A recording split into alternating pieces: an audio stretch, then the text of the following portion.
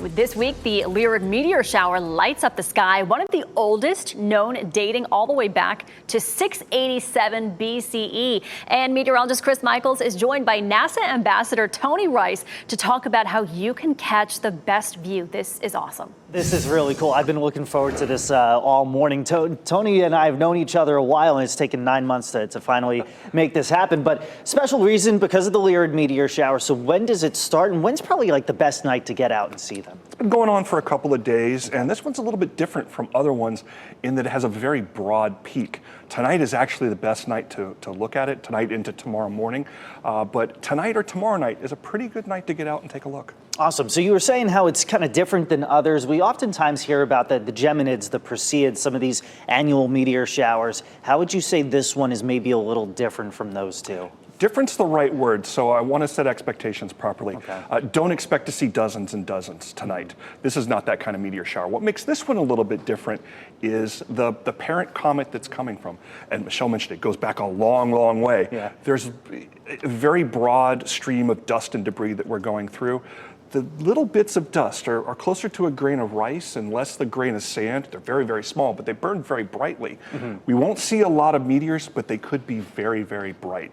And that's what sets this apart. Interesting. And there's a quote about comets and cats. It's something like, what is it? Comets behave just like cats? Or Comets have tails and they do exactly what they want to do, just like cats. So yeah, it's kind of, weather's unpredictable, so are comets too. But you often hear the number of shooting stars, like we'll write articles sometimes and it's, you could see 100 per hour, but kind of set that expectation. That's something that's called the zenith per hour, is that right? Yeah, the zenith hourly rate, we pull from that number inappropriately sometimes. Okay. That's like a handicapping system if you ever played golf.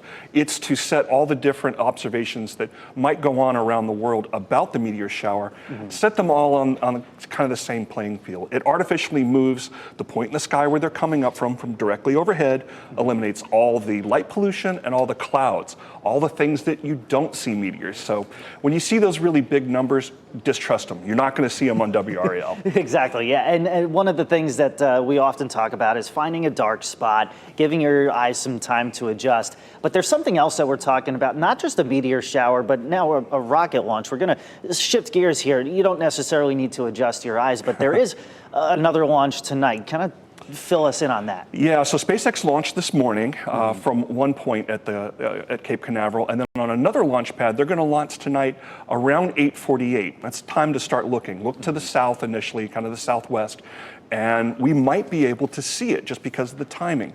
It'll be dark down here on the ground, but up where the rocket is rising through the atmosphere, it's possible that we might see the plume, the rocket exhaust, being lit by the sun, and it kind of stands out, kind of has this jellyfish type look. Yeah. So start looking around 8:48 over the next several minutes. It'll be moving from the south towards the west. And we get the phone calls and the emails, what is this in the sky? So if you're watching now and you do see it later, you kind of get that heads Grab some up. pictures too. Yes, absolutely. You can send those to us, WRAL.com/report it. And you can also catch Tony write some awesome articles, one of which is about the Lyrid meteor shower. You put it up, just this morning or yesterday? Last night. So that's right now on WRAL.com. Always love the opportunity to geek out with Tony here in the WRAL Weather Center. Tony, thank you for your time. Thanks for having me. Yep.